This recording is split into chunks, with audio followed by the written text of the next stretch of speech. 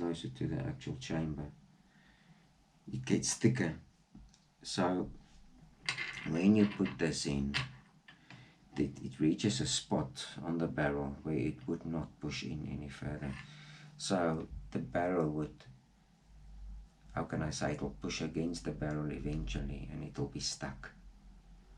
And that will center this piece. And that will center the actual barrel here. So if I put this in,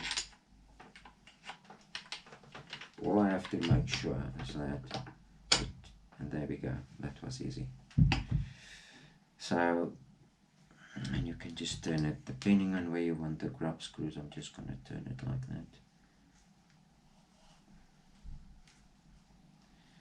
Okay, so now if you look through the front here, not sure if it's visible, you won't see the barrel. That's because the barrel just sits behind this part here, and that determined how much barrel I would cut off on the last stage, and I really like that. So now everything is assembled there, and you can tighten this here, and at the bottom the 2 screws here.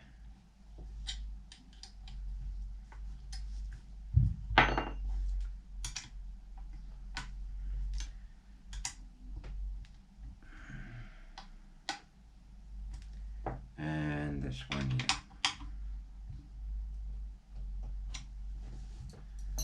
Okay. Now we know this part is easy. We've seen it before. That just goes right up here at the back, and you can use your screwdriver or however you assemble this part. I'm not going to put this up, but that goes on there. Then I'm not going to put the bolt in either. We all know how that works. Probably the most difficult part was this at the back. Now these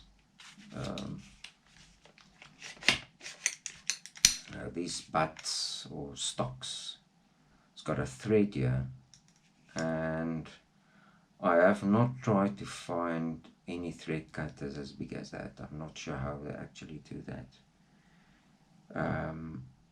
but you'll see at the bottom there I have managed to get this thing going there. So what I did a couple of experiments on the butt, and you'll see I've drilled some holes, and I've drilled a hole on this side, and I actually used this part to thread the stock, to rethread it basically, with some oil and some really hard work and alignment. I eventually got it to work.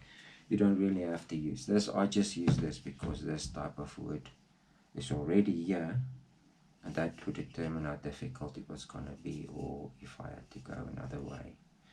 But all I can say is at the end of the day, I cannot exactly tell you how I did that.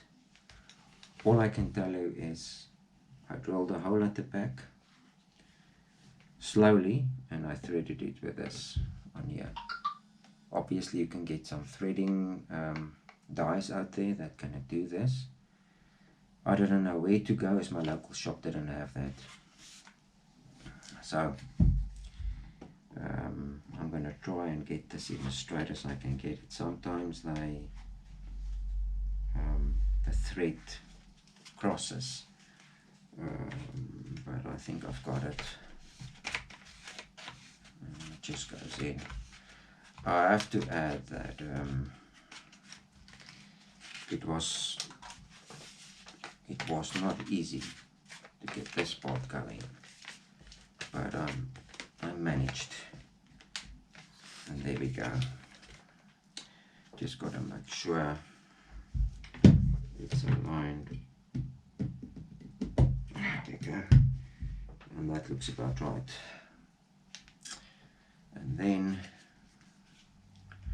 the last piece of the puzzle is to take a punch screwdriver and lock this place,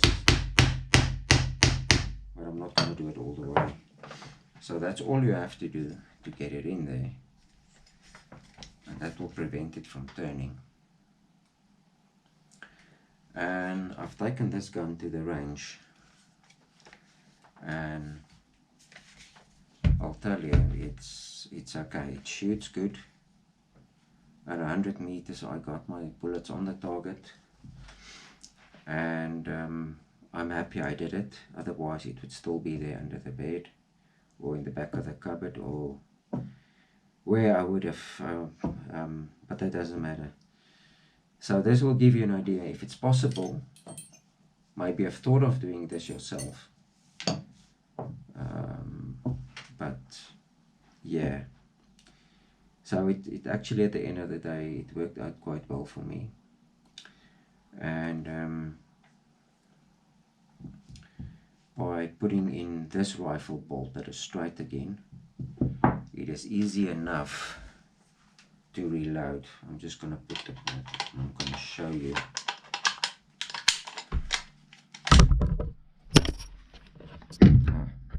Bummer.